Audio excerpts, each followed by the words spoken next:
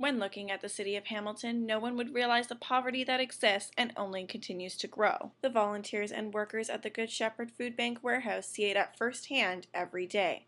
Forrest Gump said, life is like a box of chocolates, you never know what you're going to get. So when you open that door and all those people out there and faces, whether you've seen them before, they're brand new faces, you never know what you're going to get. So each day is a brand new day in here. We have high volume of people coming in on an average day. We're looking right now at about 80 to 90 families coming through, families or singles coming through each day.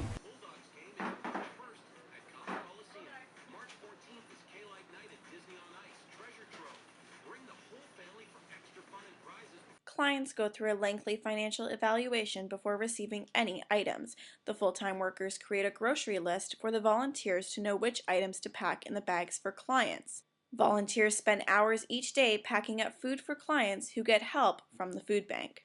When I was younger, like single mom, working, she went back to school. We were always doing okay when I was younger, and then she decided she was going to go back to university, and which was amazing. I didn't think so at the time, because it meant suddenly she had gone from a pretty well-to-do accounting job to living off of, at the time, if you were getting OSAP, you had to be on Ontario Works as well, welfare. So we went straight from, doing okay for ourselves to bam, we're on welfare, which was, an experience that lasted for 5 years, and it was never cool. I ended up moving from Stony Creek, working class area, to Westdale, which was closer to university, but also closer to all sorts of people who have no idea what it's like to be poor, and who will really like to give you a hard time for being poor. And that's pretty much the environment that I grew up to. Christine Brown is one of the full-time employees at the Good Shepherd Food Bank who assists clients every day. I've been at Good Shepherd for officially 5 years. Last year was my celebration anniversary date. I just like their mandate of how they did things. The charity Unlimited, never stop loving. And I feel like through all of the programs, whomever they serve, whether it be the men's shelter, the women's shelter, the youth, they help through every stage of life, and they cover everything that, people go through. So, if they can't help fill your need, they'll connect you with an agency or an organization that can help see you through. So I think they cover everything. Though the warehouse receives a lot of donations, shortages are still a concern now more than ever. I can always say that food banks, they fit the need of everybody, and you get your pastas and soups and so forth. But we all know when we go home after a long day at work or whatever, your activity is, you don't just eat Kraft dinner, and you don't just eat soup every day. And the unfortunate part is that's the highest amount of items that we can offer, because that's what we can get the most of. This is an important thing. Dairy, cheese, those kind of things, eggs, we get farms and so forth to donate, but we never have a good, strong supply of that. So if we could get more of that, that would be better.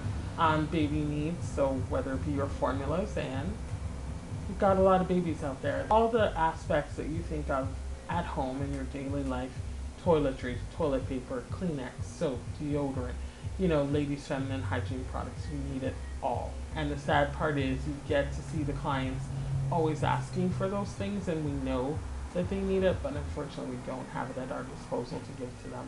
But before the shelves go bare, the food bank must think ahead and ask the community for help. Projection is the key. So with our managers, they're always, projecting for not just today and tomorrow, but a month from now, 2 months from now.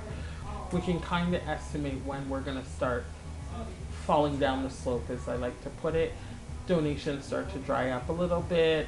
Our regular sources, so like Kraft dinner, the soups get low, tuna gets low, those kind of things. So we start to put out food drives near those times. So if you've heard on the radio spotlights or on the news, they're talking about all the centers, any food bank agency that might be running low.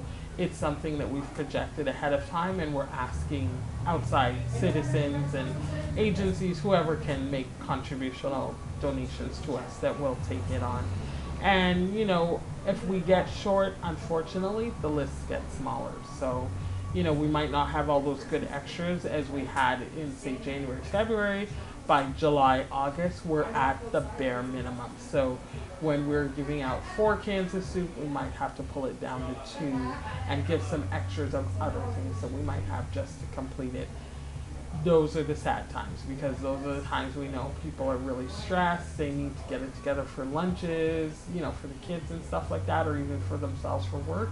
But unfortunately, that's when we hope that farms and other places will kick in the other fresh stuff that we can help boost it up a little bit. We can only do so much. So in a morning and an afternoon, depending on how much staff we have in and how many people we can process, plus the second part of it, how much food is back there as well. So, if you know you don't have a lot of food, you're not going to take 50 people because you want the first person to go out with as much as the last person coming through the food bank. So if there's not enough food and maybe it's a lower time of the year for us and we don't have as much, we might not take as many because we can't properly feed as many. Good Shepherd's mission to never stop loving provides support to those in need in Hamilton. It's okay to be poor, and it's terrible and it's awful and it's not an existence anyone should live.